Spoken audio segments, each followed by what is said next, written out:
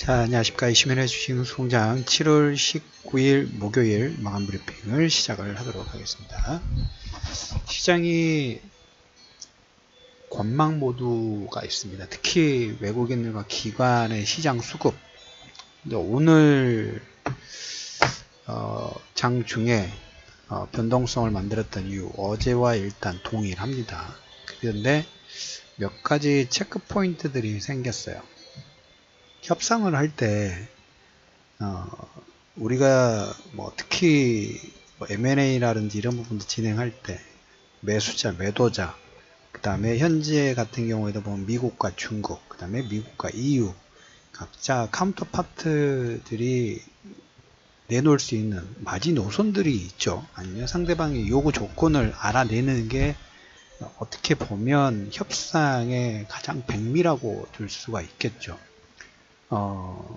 우리가 이제 파월 연준의장 경기에 대한 자신감 부분들을 표명했고 무역 논쟁이 어느 쪽으로 될지 모르니까 거기에 대한 우려감 정도로 상원 하원에서 표명 부분들을 했습니다. 2차 끝났고 다음 수순은 이번 달 마지막 다다음 주죠. 7월 31일과 8월 1일 FOMC 회의를 통해 가지고 좀 더 명확한 그림 부분들을 좀 보이겠죠. 중요한 것은 무역 논쟁에 대한 푸세 가능성 부분들 일부 얘기를 했다라는 게 일단 그나마 우리가 체크해둘 포인트고, 오늘 말씀드릴 부분은 오늘 시장 자체가 한 일주일 정도, 외국인은 일단 한 2만 계약 정도 근접합니다. 2만 계약 정도 매수가 최근에 들어왔고, 시장은 오늘 보면 외국인들이 열심히 코스닥만 한 700억 이상 매도 부분들을 좀 진행을 좀 했죠. 수급은 약간 뭡니까? 꽈배기 상태예요. 거래량도 그렇게 많지 않은 상태. 우리가 이번에 하락 부분 나올 때 이중바닥 부분들 이번에 그 하락이 나왔을 때 수급이 없는 상태에서 변동성이 커졌었죠. 지금도 보면 관망이에요. 뭔가 수급이 특히 현물 쪽에서 일부 들어오기는 합니다만 크게 이렇게 들어오지 않고 그냥 시장에서 모두 다 관망 모드이고 개별 종목군들 단기 트레이딩 부분들이 계속 진행되고 있는 그런 선상인데, 오늘 말씀드릴 부분은 시장의 수급보다 2018년도 계속 지금 저점 이중바닥의 어떤 형태 부분들을 진행되는데, 협상에서 서로의 키워드를 알아가는 게 상당히 중요하다고 말씀을 드렸죠. 오늘 오전장도 마찬가지예요. 우리나라 환율 자체가 1133.35 장중에 지금 작년 고점 부분들 거의 근접 부분들 터치를 하고 있는 모습이 나오고, 이 영향은 어제도 마찬가지고, 어제도 오전장에 미국 시장이 좋아서 반등이 나왔다가 위안화가 전고점을 돌파를 하면서 우리나라 시장에서 외국인들 선물 드라이브 부분들 좀 걸었죠. 오늘 장 중에도 보면 위안화가 고점을 또 돌파를 시켰어요. 아침에 위안화 절하고시 여객달러 위안화 6.76 부분들을 돌파를 해놓고 오전장에 이제 그러니까 아침에 이렇게 급상승했다가 다시 급락 나와서 다시 그 하락분의 절반 정도 지금 반등 부분이 나왔습니다. 정고점을 계속 돌파하는 움직임 부분들이 나오고 있죠. 어제 대비 외국인들 선물 부분들은 덜 민감하게 움직였습니다만은 시장에서 포인트, 아까 그 위안화 절하죠. 위안화 가치가 지금 계속 떨어지고 있고, 그 위안화 가치가 떨어지다 보니까 달러는 강세이고 위안화가 떨어지고 우리나라 원화도 약세 부분들이 지금 신흥국의 동반 하락 부분들이 나오고 달러는 강세 부분들이 좀 진행이 되고 있죠. 여기에서 이제 그 무역 논쟁 관련된 부분들이 어떻게 보면 은근한 프레스를 좀 두고 있어요. 대중 강경파인 레리 커틀러라는 사람이 있습니다. 미국의 백악관 국가경제위원회 위원장입니다. 중국에 대해서 아주 강경파예요. 강경파인데 아까 조금 전에 시작할 때 구두로 말씀을 드렸던 것처럼 협상할 때 상대방이 원하는 트럼프가 무너신자면 최근에 코멘트 중에 일단 중국과의 무역 일단 불만사항 부분들이 많다. 그래서 500억 달러에서 지금 2천억 달러 정도 2천억 달러의 관세 부과 현실화되는 부분이 8월 공청회가 8월 20일부터 23일 다음 주 한 달 정도 약간 남아있는 상태죠.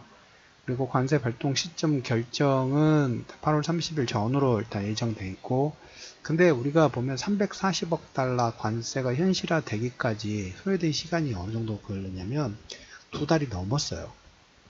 자, 그러면 우리가 예상 시나리오를 이렇게 만약에 최악의 조건부터 진행된다 했을 때 그냥 그대로 관세 부과가 진행된다는 그런 가정하에 비슷한 300억 달러의 관세가 부과되기 전까지 한 2달 약간 이상 걸렸다고 말씀을 좀 드렸죠.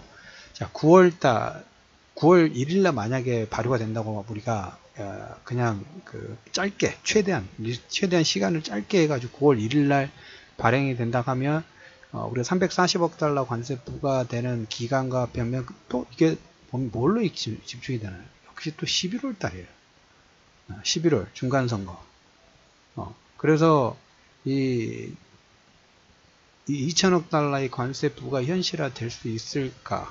이 부분 2달 정도, 지금 360억 달러가 74일 정도 걸렸기 때문에 거기에 또 하나가 포커스가 됐고, 두 번째가 뭐냐면 트럼프가 11월 달에 1차 세계대전 승전 기념일이 있습니다. 이때 대규모 열병식을 할 생각인가 봅니다. 우리 북한도 열병식을 하고, 러시아도 보면, 중국도 보면 한 번씩 열병식 대규모로 하지 않습니까?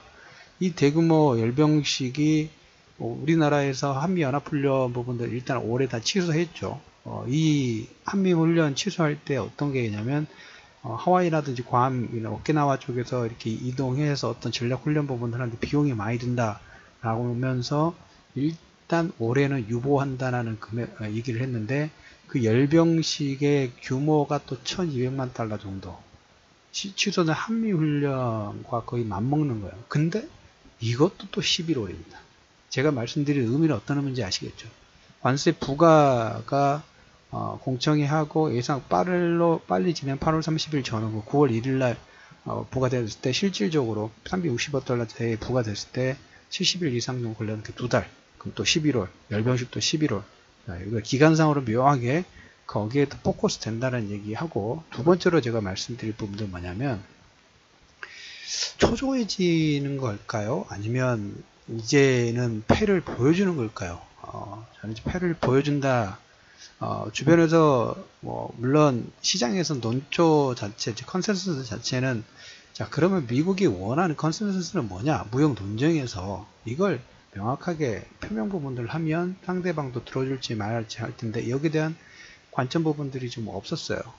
유추는 했지만 아까 조금 전에 말씀을 좀 드렸던 것처럼 대중 강경파 레리 커틀러 백악관 국가경제위원회 위원장이 얘기를 했습니다. 두 가지를 얘기를 했어요. 첫 번째, 중국 지재권 도용에 대해서 새로운 접근법을 제시를 하면 당장 관세 조치를 중단을 하겠다. 지적재산권을 얘기를 했고, 두 번째, 미국이 평균적으로 관세가 2.5%입니다. 중국이 약 14% 정도 돼요. 그러니까 이 관세, 비관세 장벽 낮추자. 물론 미국과 중국이 무역 논쟁 부분을 하는데, 저도 예전에 조금 불만사항일까요? 저렇게까지 진행해야 된다라는 얘기를 들어보면, 우리나라다 보면 LG라든지 중국의 합작사를 진행을 할 때 처음에는 중국의 어떤 대외 개방 부분들을 했을 때 합작이 들어오면 공무원들이 나서가지고 빨리빨리 처리해주고 막 그랬었던 케이스들이 있어요. 근데 시간이 지나면서 어떻게 되면 합작사들 지분은 그 회사가 다 지는 게 아니에요. 중국이 51%를 지고 나머지 49%, 어떻게 보면 컨트롤 타워는 중국 쪽에 있는 거죠. 그리고 나서 그것만 된다 하더라도 괜찮을 수 있겠지만 이거죠. 앞으로 어떤 청사진 부분들 할지, 기술이라든지 다 보여주고 해야지만 통과가 됐던 그런 케이스입니다.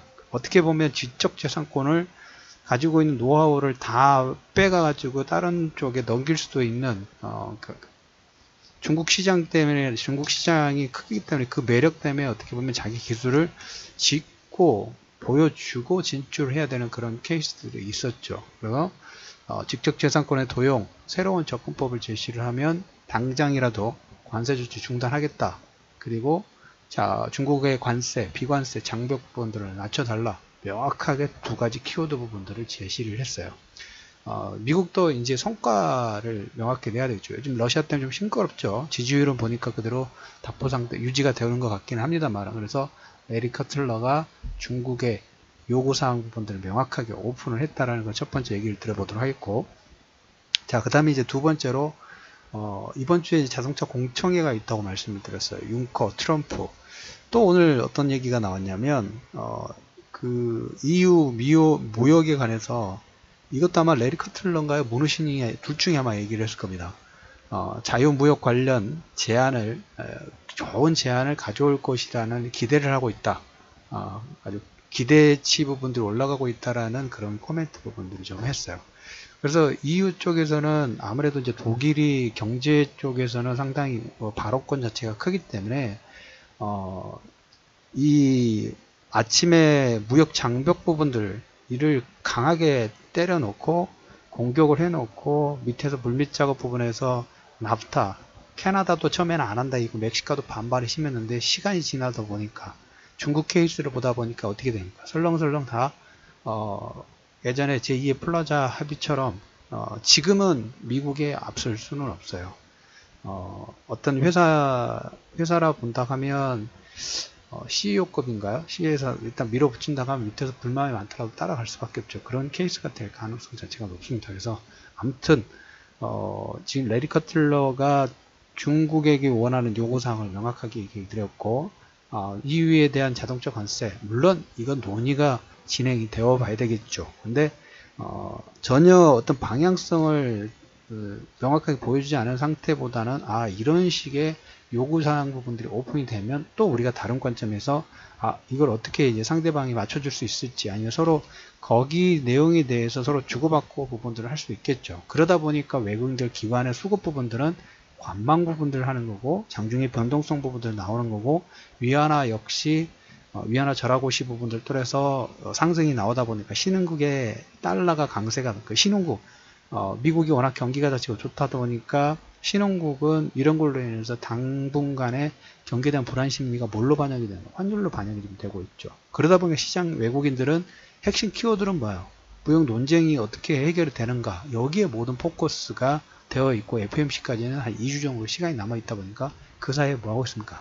실적 좋다고 하면 거기만 찔끔, 아니면 어떤 모멘텀 부분이 있으면 딱딱 이렇게 어떻게 보면 개별 종목 장세 부분들이 이루어지고, 시장은 외국인들 기관의 메이저 수급 부분들은 눈치만 슬슬 보고 꼬리가 몸통을 살살살 움직이는 부분들이 나오고 있다. 오늘의 그래서 7월 19일 이슈맨의 주식 뉴스 공장 마감 브리핑 핵심 키워드 부분들은, 자, 2018년도 최저점, 자, 이 가능성 부분들은 어디에 포커스가 되어 있다?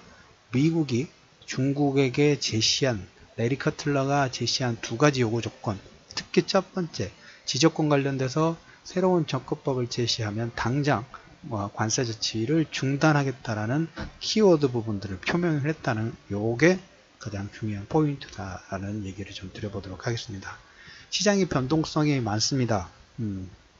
역으로 수급 자체도 신용이 1조 원 정도 털리고, 그 다음에 무역 논쟁이 끝나진 않고 계속 ING 되다 보니까 6개월 가까운 시간이 되다 보니까 아마 지칠 만큼 지치고 그랬을 겁니다. 그래서 보면 그 마라톤에서도 보면 대부분 한 10km 정도는 연습을 해보신 분들이 많으실 건데, 한 6km에서 8km 정도가 제일 힘들어요. 아침에 처음에 한 3km 정도 힘들다가 그 다음부터는 좀 몸에 탄력 받고, 그 다음에 7km 넘어서 가면 조금 더 힘이 많이 붙입니다. 단기 마라톤입니다. 6개월 정도. 이제까지 시장의 변동성 부분들을 견디셨고 잘 보셨고, 근데 또 역으로 약간 관망하셨던 분들은 또 하나의 기회가 될 수 있는 어떤 흐름 부분들이 나올 수도 있겠죠. 그래서 오늘 레리 커틀러 10km 단축 마라톤에서 힘들지만 그 레이스의 마감 부분들을 계속 협의 부분들을 진행을 하고 있다. 정부 정책 부분들이 항상 보면 그래요. 하루아침에 요이탕 되진 않아요. 항상 데드라인을 넘기는가, 아니면 시간을 연기를 몇 번 하다가 지치게 한 다음에 어떤 정부 정책 부분들이 결정이 좀 되죠. 그 선상으로 보시면 될 것 같습니다. 레리 커틀러가 아니죠. 트럼프가 미국 정부가 원하는 것은 당장이라도 관세 조치 부분들을 중단할 수 있는 것은 지적재산권에 대한 도용, 어떻게 새로운 접근법을 제시해달라고 명확하게 요구를 하고 있다. 그러면 이 요건 자체가 시장의 변동성을 만드는 요건이고 이 문제에 대한 해결 방안 부분들이 하나하나씩 나오기 시작하면 시장의 반등 실마리를 제시해 줄 수 있을 것이다 라는 코멘트를 드리면서 마감 브리핑을 마무리하도록 하겠습니다.